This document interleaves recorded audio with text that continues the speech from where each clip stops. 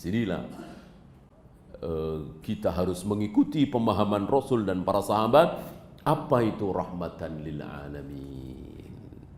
Yaitu berdasarkan sabda Nabi tentang 5 perbedaan beliau dibanding dengan nabi-nabi yang lain. Nabi-nabi yang lain tidak bisa memberikan syafaatul uzma. Beliau bisa. Nabi-nabi yang lain itu doa terakhirnya, doa mustajabahnya sudah dipakai. Kecuali aku, kata beliau. Sampai aku mati kelak, aku belum memakai doa mustajabahku. Doa terakhirku, istilah kita doa pamungkas, akan aku pakai nanti di akhirat untuk menyelamatkan umatku. Syafaatul udma itu, atau untuk seluruh manusia. Kemudian para nabi, para rasul itu bersuci dengan air. Tidak ada yang dengan tanah. Aku dengan tanah. Dijadikan tanah ini suci. Maka syariat tayamum itu hanya ada pada Nabi Muhammad SAW. Sebelumnya belum ada. Kemudian nusirtu birra'bi masirata syahrin. Aku ditolong oleh Allah dengan rasa ar-ru'ab. Rasa takut, rasa gentar yang Allah timpakan kepada musuh-musuh kaum muslimin sejauh sebulan perjalanan. Sebulan perjalanan misalnya 500 km. Nah, 500 km mau bertemu dengan pasukan kaum muslimin, itu musuh sudah gentar. Siapa yang bikin gentar? Allah. Ini janji Allah lewat lisan Nabi sallallahu alaihi wasallam. Adapun yang dulu tidak. Kemudian ghanimah. Nabi-nabi yang dulu haram memakan, memanfaatkan ghanimah. Emas, perak harus dibakar. Aku tidak.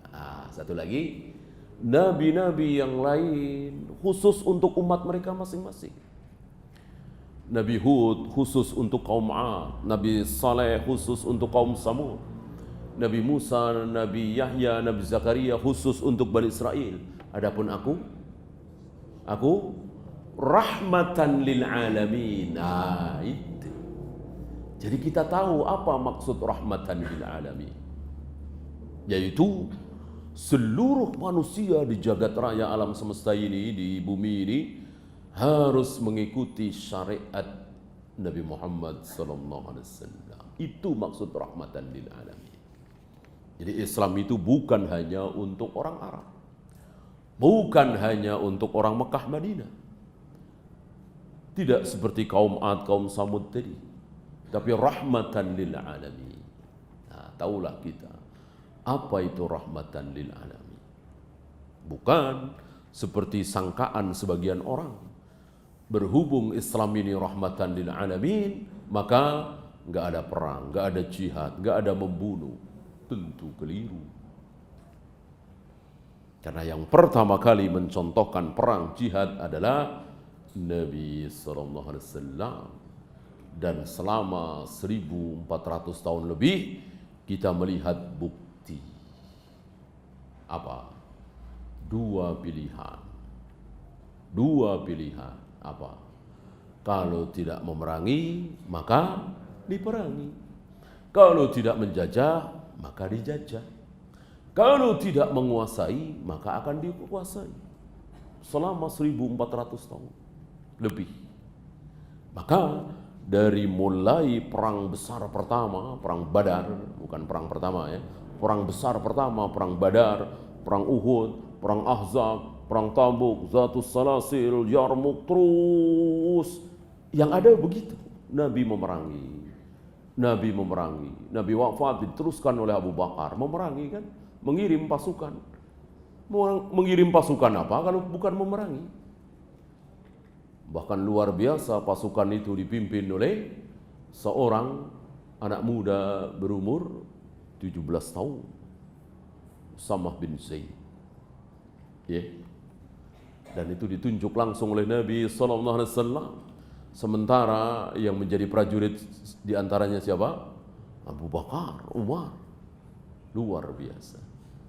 Dan Nabi tahu siapa Usamah bin Zaid, yang ayahnya adalah Zaid bin Harisah, yang gugur dalam perang Mu'tah.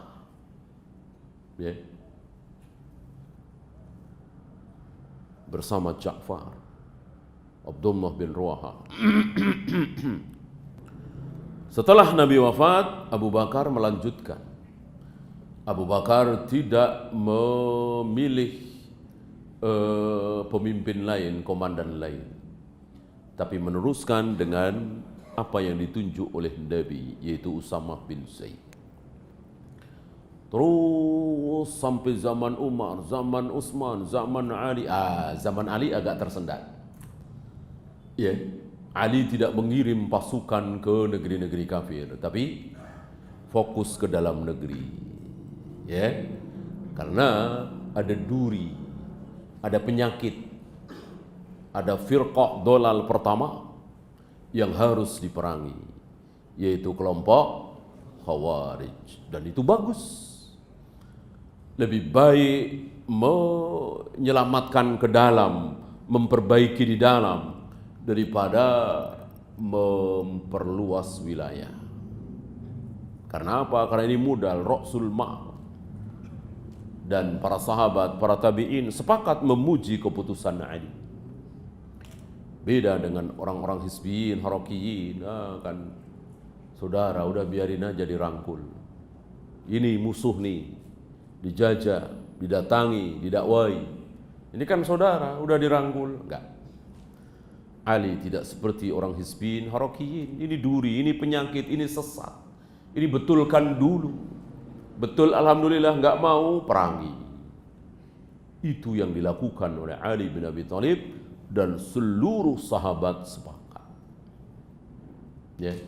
Terus sampai kepada dinasti Umayyah, dinasti Abbasiyah, terus mendatangi negeri-negeri muslim.